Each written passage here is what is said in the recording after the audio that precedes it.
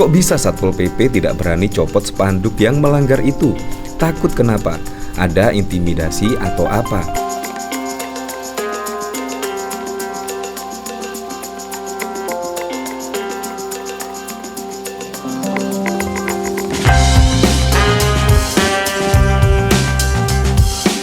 Dan di sini memang ada berita yang cukup mengejutkan ya, yang pada waktu lalu yaitu spanduk dari Prabowo Gibran di sini terpampang di Monumen Welcome to Batam.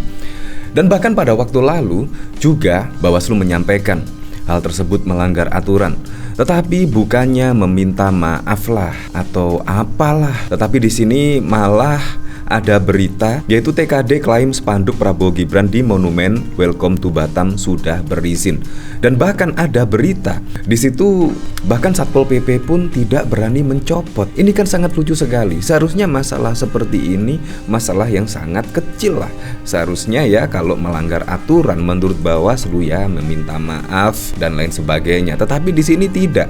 Di sini bahkan ada berita yaitu bahkan wisatawan di sini yaitu enggan foto di Monumen Welcome to Batam karena spanduk Prabowo Gibran. Dan dari sini menurut saya sudah cukup lah di sini.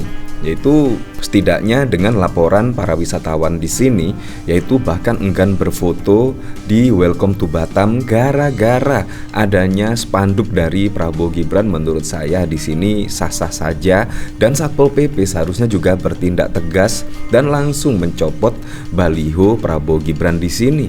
Di sini sungguh mengejutkan sekali. Tiba-tiba di Welcome to Batam ada huruf O-nya di sini, yaitu tiba-tiba ada spanduk dari Prabowo Gibran. Wow, sungguh mengejutkan sekali di sini. Nah, dari berita ini yaitu pemasangan spanduk Prabowo Subianto Gibran di Monumen Welcome to Batam membuat fotografer keliling kehilangan pendapatan. Pasalnya wisatawan lokal dan mancanegara enggan berfoto di ikon kota Batam tersebut.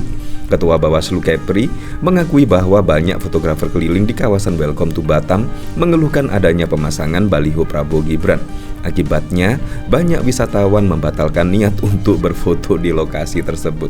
Nah, di sini bahkan yang paling unik dari Muhammad Guntur Romli bahkan juga merespon, kok bisa Satpol PP tidak berani copot spanduk yang melanggar itu? Takut kenapa? Ada intimidasi atau apa? Bawaslu sebut Satpol PP tak berani copot spanduk Prabowo di Welcome to Batam. Dari sini saya juga penasaran, kira-kira beritanya juga seperti apa ya? Kok sampai Satpol PP tidak berani mencopot padahal juga sudah jelas-jelas melanggar aturan. Bahwasanya Bawaslu juga merespon keras bahwa hal tersebut melanggar aturan. Nah, di sini Badan Pengawas Pemilu Kepulauan Riau menyebut spanduk Prabowo di Welcome to Batam diturunkan karena tidak sesuai aturan. Proses penurunan itu dilakukan Bawaslu usai Satpol PP menolak melakukannya. Wow, bahkan di sini Bawaslu yang turun tangan di sini. Kami sebagai wasit pemilu sudah koordinasi dengan TKD tapi mereka saling lempar terkait spanduk tersebut. Kita sudah koordinasi dengan Satpol PP untuk melakukan pencopotan, tapi informasinya tidak berani. Koordinasi Polresta pengamanan cuma tidak mendapatkan informasi yang diharapkan. Kami tidak bisa biarkan terlalu lama karena Welcome to Batam itu ikon Batam dan tugas kami menertibkan, kata Ketua Bawaslu.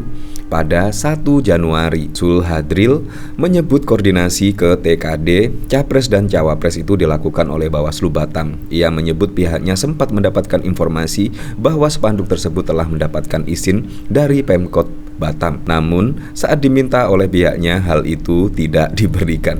Nah, di sini saling lempar tanggung jawab. Ya, menurut saya seharusnya ketika Bawaslu sudah merespon kalau hal tersebut melanggar aturan, ya seharusnya dicopot dan meminta maaf. Ya, masyarakat membutuhkan seperti itu, tidak lempar tangan seperti ini. Di sini bahkan juga dikomentari oleh Santorini San, bukan semata soal berizin dong, ini soal etik. Juga ada pelanggaran, kata Bawaslu Kepri. Susah kalau udah MK-MK.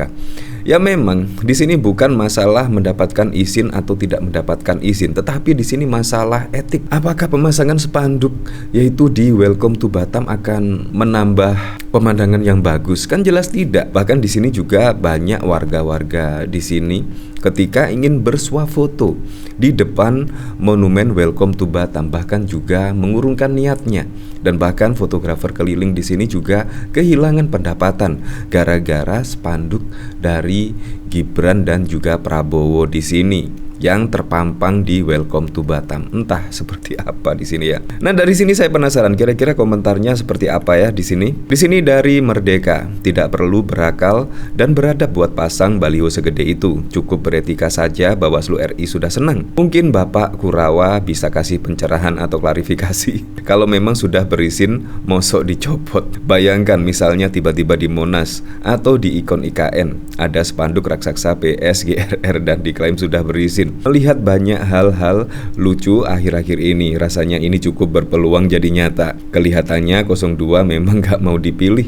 Dibuktikan dengan pelanggaran-pelanggaran dengan kebodohan yang terus dibuat. Emang mereka mikirin etika, dasmu etik, kata sang yang dipuja-puja. Bawaslu RI aja beraninya cuma nyopot tanpa komen. Ya seharusnya ada sanksi tegas lah seharusnya di sini ya. Nah, bahkan di sini juga dari tempo.co spanduk Prabowo Gibran dipasang di Landmark Batam. Bawaslu pastikan melanggar aturan. Ya seharusnya dibarengi lah dengan sanksi atau apalah.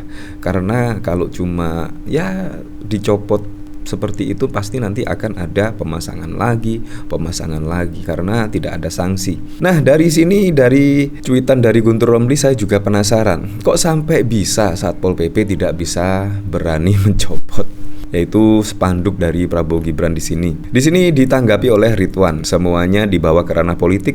Manusia Indonesia yang tidak beretika, hipokrit. Gimana mau maju negeri ini? Pengen dimutasikah itu Satpol PP kalau berani nyopot balihonya? Tanya ke Satpol PP-nya, Mas bukan nyinyir kemari, nyinyir ae ben iso mangan yo. Terus siapa yang berani? Siapa yang punya wewenang melepasnya? Ya masa harus TNI dan Polri yang ngelepasin? Batuwe, kenapa pada takut? Serem ya. Beliau menang telak. Kebanyakan orang bilang demikian antara Rio dan Kepri. Makanya gak ada protes yang berarti. Aturan dibuat untuk dilanggar. Hak istimewa yang dimiliki Gibran membuat banyak petugas salah tingkah. Masa pasang spanduk di ikon sebuah kota? PJ Gubernur dan wali kotanya bakal dicopot. Ya sangat lucu sekali. Apalagi pada berita yang lalu, di situ bahkan dari TKD Prabowo Gibran bahkan menurutnya sudah mendapatkan izin, yaitu pemasangan spanduk di Welcome to Batam di sini. Ya, kita kembalikan lagi ke masyarakat lah, karena masyarakat yang akan memilih calon pemimpin pada Pilpres 2024 mendatang, tepatnya pada 14 Februari. Memilih siapa? Ya, kita harus memilih dari hati. Jangan karena uang 100.000. Bayangkan 100.000. Kalau di total 5 tahun memimpin, di situ berarti 1 tahun Anda hanya dihargai 20.000. Bayangkan 1 tahun hanya dihargai 20.000. Jadi jangan karena uang 100.000, 200.000 atau sembako Anda bisa mengalihkan pilihan untuk milih capres-capres tertentu. Jangan karena uang dan juga karena sembako. Pilihlah dari hati yang paling dalam untuk memilih calon pemimpin di Pilpres 2024. Minimal pilihlah pemimpin yang mempunyai rekam jejak yang bagus. Karena memilih pemimpin pada Pilpres 2024, pilihlah dari sosok ya. Menurut saya Ganjar dan Pak Mahfud lah menurut saya sosok pemimpin yang tidak mempunyai jejak masa lalu yang melanggar aturan dan lain sebagainya. Ya apapun itulah untuk Pilpres 2024 mendatang, semoga saja berjalan dengan aman, berjalan dengan lancar, dan yang paling penting berjalan dengan jujur dan juga adil.